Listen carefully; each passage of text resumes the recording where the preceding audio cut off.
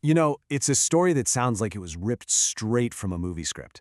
You have a city bus driver, a union guy, who somehow climbs all the way to the top and becomes the hand-picked successor to a revolutionary leader. But for Nicolas Maduro, this isn't fiction. It's the real-life story of how just unwavering loyalty and ideological belief can pave a road straight to absolute power. So let's get into how it all happened. So that's the big question, right? How does a bus driver from Caracas end up as the controversial successor to a figure like Hugo Chavez? It's a story about ideology, sure, but it's also about loyalty and a grip on power that's been tested again and again. And really, to get why Venezuela is where it is today, we have to go all the way back to the beginning.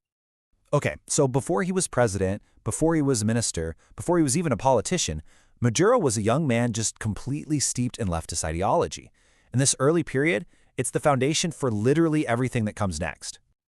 Maduro's political DNA, it was formed super early. He was born in 1962 into a family of activists, so politics was basically in his blood.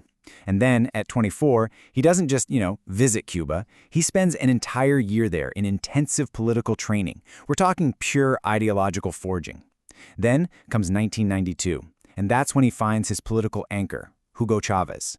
By campaigning like crazy for Chavez's release from prison, he cemented a loyalty that would end up defining his entire career. And that early loyalty, well, it basically became the currency for his political career. Let's take a look at how he climbed a ladder inside Chavez's movement, step by step. Maduro's rise was incredibly methodical. He didn't just storm the gates, he rose through the ranks. His journey starts in 1998 in the National Assembly. By 2005, he's not just in it, he's leading it as president. A year later, Chavez rewards that loyalty with a huge cabinet post, foreign minister.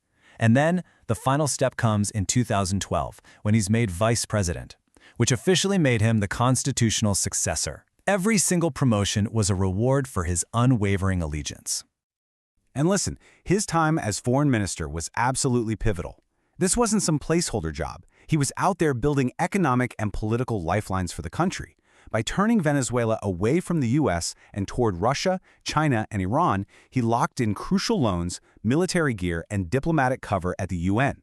He was basically building a shield against U.S. sanctions that would turn out to be essential for his regime's survival down the road. So now we get to the moment that changes absolutely everything. The death of Hugo Chavez. This is where Maduro's carefully built career gets put to the ultimate test. So on March 5, 2013, Chavez dies, and Maduro immediately takes power as interim president.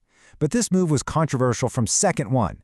The opposition cried foul, calling it unconstitutional.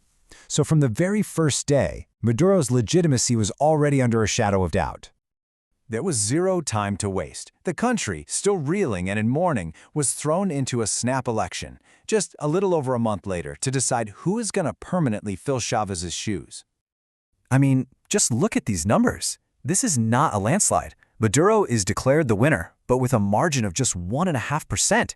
A result this close, in a country that's already so polarized, it was a guaranteed recipe for an explosion.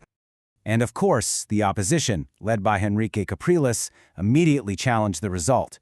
They pointed to what they called widespread irregularities and demanded a full recount of every single vote. This wasn't just some political squabble. This was the moment the battle lines for Maduro's entire presidency were drawn in the sand. This brings us to his actual time in office, a period that really wasn't about smoothly carrying on Chavez's legacy. Instead, it was defined by a relentless series of crises, political, economic, and social. Okay, let's fast forward to the 2018 election. Now, on paper, this looks like a massive win for Maduro, right? He gets almost 68% of the vote. But that number doesn't even begin to tell the whole story. And here's the kicker. Only 46% of voters actually showed up, a historic low. So why the low turnout?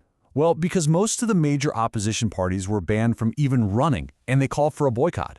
So yeah, Maduro's percentage of the vote was high, but it came from a much smaller group of voters, which led tons of countries to just flat out reject the result as illegitimate.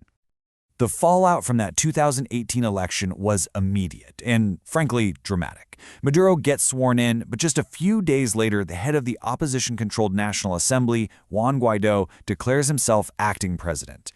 This just kicks off a massive political crisis. Dozens of countries recognize Guaidó, which means you effectively have two people claiming to be president. And, as you'd expect, huge protests erupted all over the country.